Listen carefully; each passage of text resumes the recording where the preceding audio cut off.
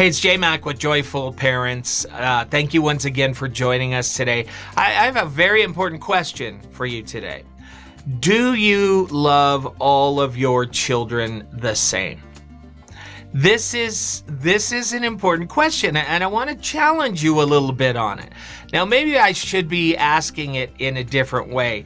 Do you like them all the same? Because I know parents that feel that if you're a good parent, and I had this same thing growing up, that you would love all of your children the same. You'd want to be around them the same. You would treat them the same.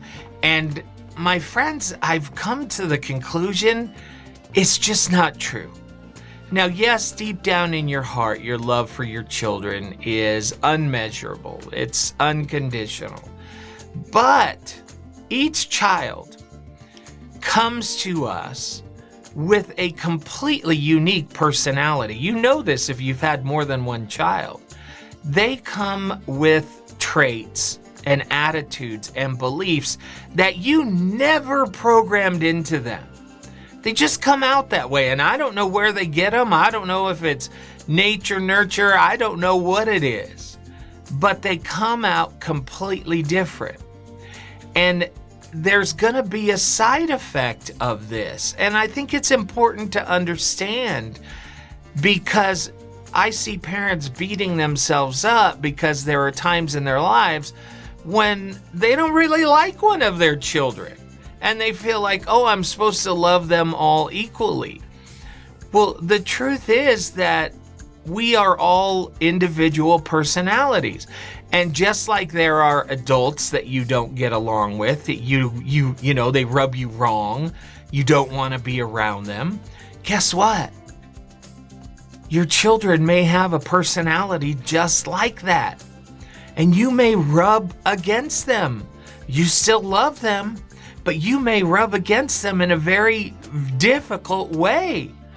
And that makes every part of the relationship very difficult. And if you're sitting there beating yourself up saying, oh, I'm going to love all my children the same and treat them all the same. No, don't beat yourself up. I can tell you that in the course of raising each of my 4 children, that there were times when the love and the like for them and the desire to be around them was just joyous. I mean, we got along, it was fun, we liked the same things, they were still listening to us, and it was just wonderful, and we thought parenting was great. And then as they transitioned into their teenage years, some of them were not so likable. And some of them adopted attitudes and feelings and personality traits that made it very difficult to be around them. And that's hard for a parent. You know, it's hard to not want to be around your kids. But I can tell you, I've had a couple of kids that for a good span of 3 to 4 years, I didn't want to be around them. We just would argue. They would challenge everything that we'd say. We didn't have anything in common, you know, and so we still tried to support them. We still tried to help guide them and do all those things that a parent does. But I wasn't sad when they left the house. And I beat myself up about it sometimes.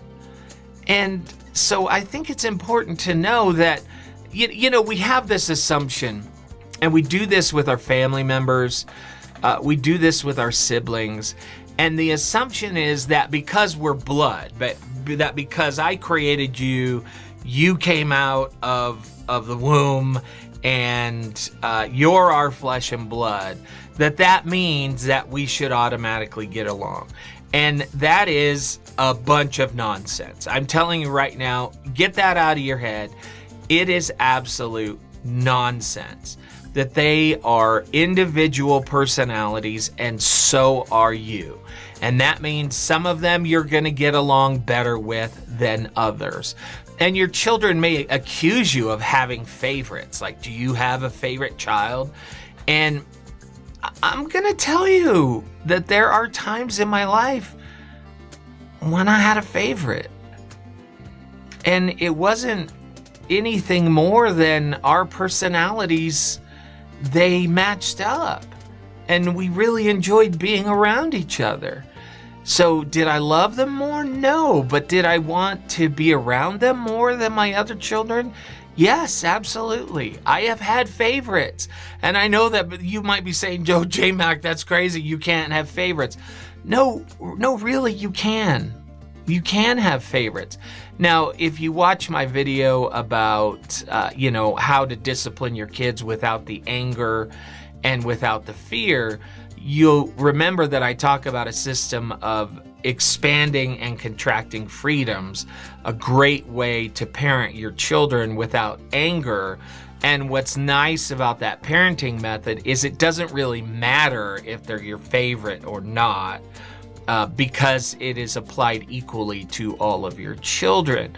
But when it comes to just, hey, we're coming over to dinner tonight, when they're your adult children and you're like, oh, it's exhausting when they're around.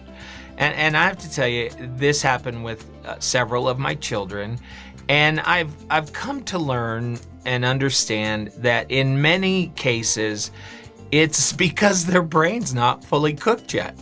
It's not fully developed yet. And the time came when all of a sudden, it all just kind of started to align, and we liked being around them again. And it wasn't really anything we did. It was just growth and time and letting things develop in their own brain. And now I am so happy to report that I get along wonderfully with all of my children. We love to be together. We love to sit around and talk and play games and go out together. It's just so much fun. Now, in those moments when our personalities were clashing, we could have forced that clash. We could have battled them. But my wife and I kind of made a decision that we were going to just try and let them grow through it, support them, don't get upset when they do things.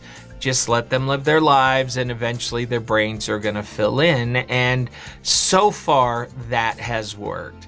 So the question, is it okay to have favorites as a parent? I think it's totally natural. Totally natural. And I think you will find it will happen over the course of your parenting if you have more than one child. I think eventually, I hope it will even out. One of the hardest things for parents to realize is that these things take time. And it's a long life. And you're never going to get your children perfect in their teenage years. It's just not going to happen.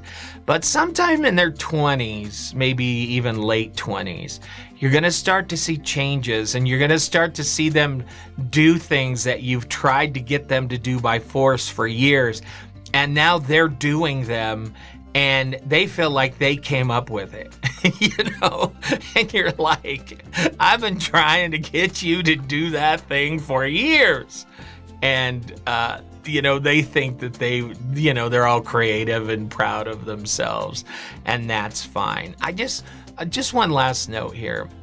We as parents, my wife and I, we decided that we didn't want to parent for perfect children.